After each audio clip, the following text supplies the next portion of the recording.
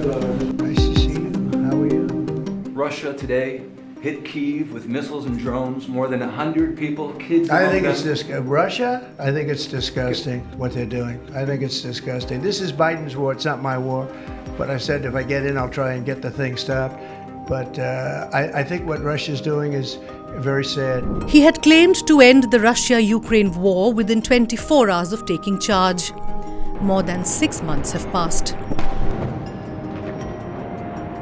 There have been peace talks between the Russians and Americans, yet the battlefield is very much alive.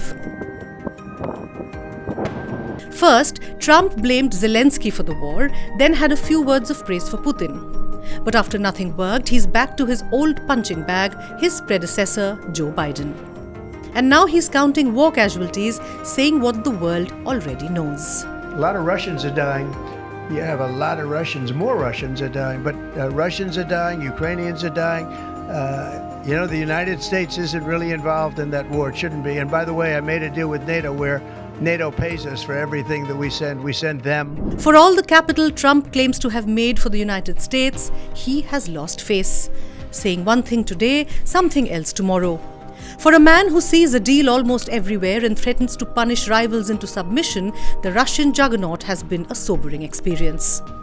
Earlier this month, he gave Putin 50 days to end the war. After that didn't work, he advanced the deadline to 10 days. Both Russia and Ukraine must negotiate a ceasefire and durable peace. It is time to make a deal. President Trump has made clear this must be done by August 8th. The United States is prepared to implement additional measures to secure peace. And those additional measures include sanctions. But Trump himself says he's not sure if that will work. Yeah, we're going to put sanctions. I don't know that sanctions bother him. They know about sanctions. I know better than anybody about sanctions and tariffs and everything else. I don't know if that has any effect, but we're going to do it. Europe is extremely upset. But this is a war that should have never happened. This is a war that wouldn't have happened if I were president. And this is Biden's war. This was a stupid war to get into. Should have never gotten into this war. Trump has also threatened to impose penalties on India and China, countries that are buying Russian oil. He claims that is funding Putin's war machinery.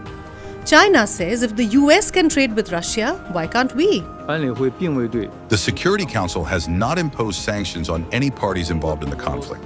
China maintains normal trade relations with both Russia and Ukraine. This does not violate international law, nor does it breach international obligations. China's legitimate and lawful rights and interests must not be infringed upon. In fact, up to date, the United States maintains its trade relations with Russia. Why is what the U.S. itself is doing not allowed for other countries? This is nothing but double standards.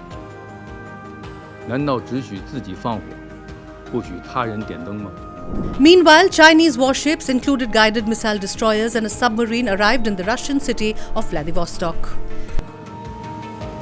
They will take part in joint sea exercises with the Russian Navy till the 5th of this month in the Sea of Japan.